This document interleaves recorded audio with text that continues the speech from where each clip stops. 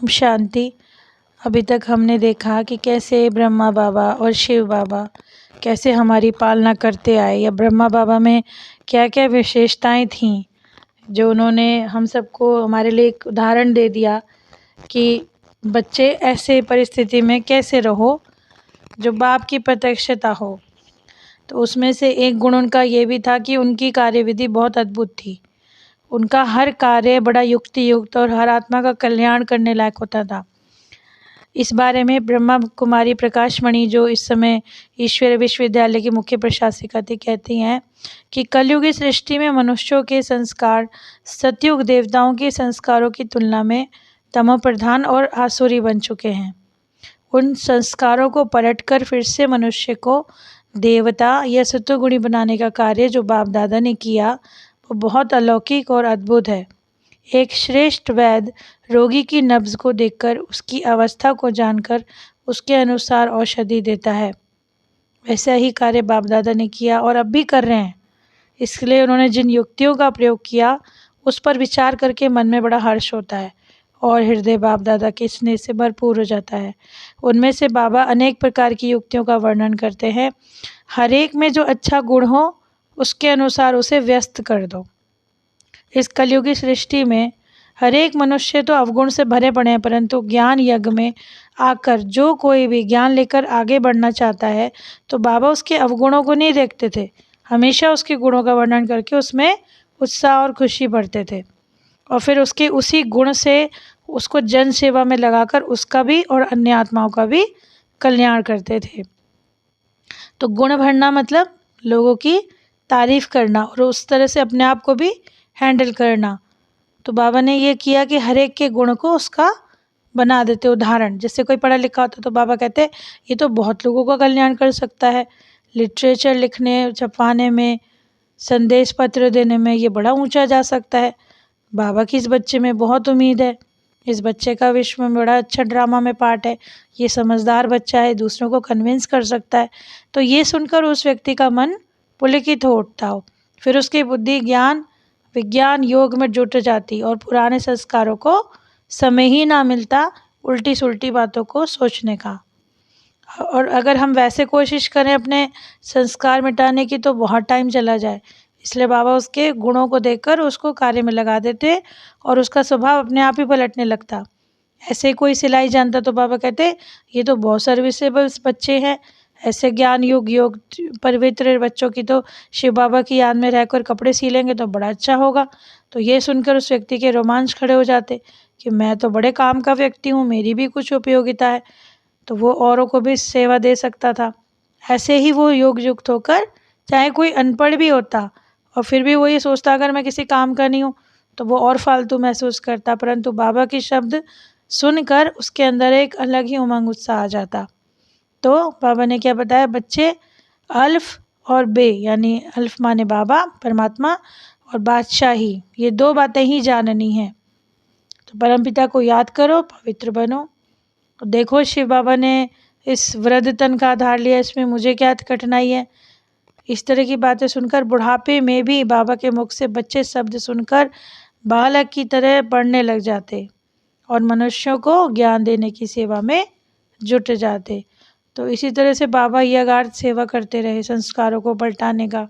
और सबसे ज़्यादा तो उनका जो आज तक भी बच्चे याद करते हैं वो है उनका स्नेह। सबको प्यार और सम्मान तो दिया ही बाबा ने, परंतु उनके शुद्ध प्यार में कोई उनका मुकाबला नहीं कर सकता था। बाबा सबको सर्वाधिक स्वाभाविक सर्वश्रेष्ठ स्नेह देते।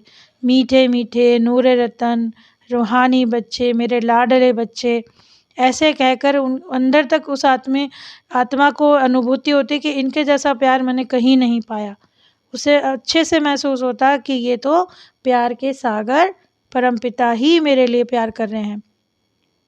और इस सच्चे प्यार में अनुभव मूर्त आत्मा ऐसा अनुभव करती जैसे उससे ज़्यादा सौभाग्यशाली आत्मा कोई नहीं है, और फिर वो मनुष्य अपनी जान न्यौछावर करने को तैयार हो जाता। तो इस तरह से हर आत्मा में ईश्वरीय स्नेह पैदा करके बाबा ने उसके अंदर से काम क्रोध लोभ मोह सबकी बलियां ले ली और बच्चों को पता भी नहीं चला। बाबा कहते बच्चे देखो बाप ने दुख भरी चीज़ों को बाबा ने ले लिया, अब तुम इसको अपने पास नहीं रख सकते, जन्म जन्मांतर तो विकारों का धंधा करा ही है, अब माया के मुरीद बन गए हो, लेकिन अब बाप आया है ना ले जाने, सुख शांति का वर्षा देने, तो हे पतित पावन बाप जो है वो तुम बच्चों को बुला रहा है।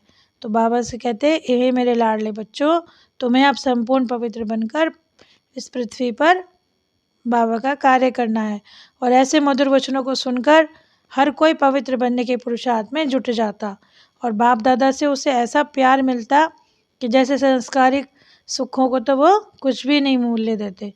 उनसे सच्चे पिता का संबंध हर एक आत्मा ने दिल से महसूस किया।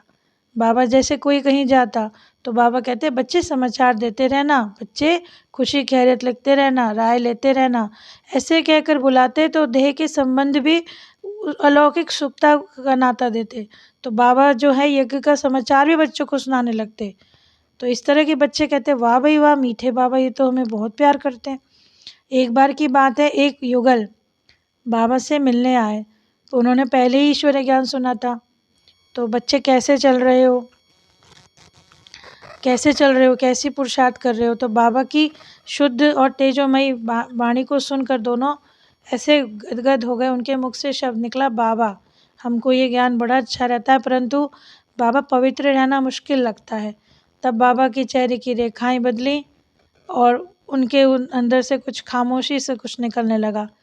एक क्षण के बाद उन्होंने कहा, उस दंपत्ति के मन की भूमि को तैयार कर दिया। उन्होंने कहा, बच्चे जब आप मुझे बाबा कहते हो तो मेरी क्या छोटी सी बात भी नहीं मान सकते। लौकिक नाते में भी बच्चे जिसको अपना बाप मानते हैं उसकी आज्ञा का पालन करते हैं। तो इस अंतिम जन्म में क्या पवित्र नहीं बन सकते तुम?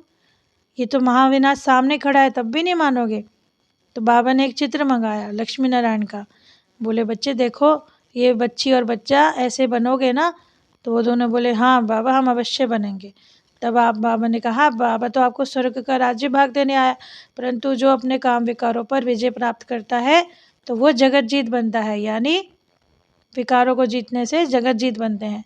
उसके बाद उनके शब्द सुनकर दंपत्ति को ऐसा लगा कि ये शब्द नहीं बाण है, शब्द नहीं बिजली है। उनके नयन पावन बनाने वाले पिता के स्नेह में गीले हो उठे और जाते जाते वो ऐसे दिखाई दे रहे जैसे पान का बीड़ा उठाने के बाद राजपूत दृढ़ मनसा से विजय के मंसूबे बांध कर आगे को चला जाता है लड़ाई की तरफ। ऐसा काम करते थे बच्चे बच्चे के शब्द। और बाबा ने ये भी कहा कि हमेशा ज्ञान का चिंतन मनन करो, बच्चे भगवान में पूर्ण निश्चय रखो। अच्छे थे अच्छे बच्चे 14 कला नहीं, संपूर्ण 16 कला संपूर्ण बनो। तो फिर बाबा कहते हैं आपको ये पूर्ण निश्चय करना है कि शिव बाबा हमको मिले हैं और आप ब्रह्मचर्य का पालन करते हुए मायाजीत बनेंगे और मनुष्य को संशय बुद्धि नहीं बनना चाहिए। और बाबा को अगर अपना पोता मिल दोगे तो बाबा ही हमारा कल्याण करेंगे। तो इस तरह की बातें बाबा ने इतना अच्छी शिक्षाएं बच्चों को दी, इतना प्यार दिया। तो आगे हम और भी देखेंगे कि कैसे कैसे ब्रह्मा बाबा की विशेषताएं और क्या क्या थी। ओम शांति।